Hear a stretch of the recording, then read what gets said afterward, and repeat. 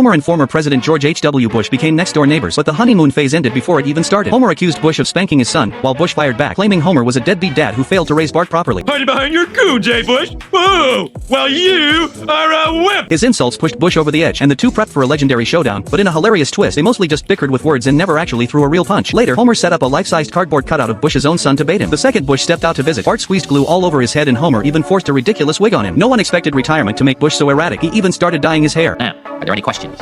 Keeping in mind that I already explained about my hair. He snapped. Seeking revenge, Bush tore across the Simpsons' lawn in his car, coating their entire house in thick mud. Seeing the mess, the father-son duo tried to raid Bush's estate in return, but the Express caught them red-handed. Hey, turkeys behind you! The rivals faced off in the sewers, making Homer potentially the first civilian to scrap with a former commander-in-chief. They fought from the sludge all the way to the surface, and Bush was closing in on a win until he spotted Mikhail Gorbachev watching the chaos. Just as Bush tried to explain himself, Barbara stepped in and ordered him to apologize. Not wanting to upset his wife, Bush had no choice but to say sorry to Homer. Woo! In your face, Bush! I apologize for the text. But he couldn't stand being in Springfield for another second. He packed his bags immediately. The moment Bush moved out, the house was sold to yet another former president, Gerald Ford. To Homer's shock,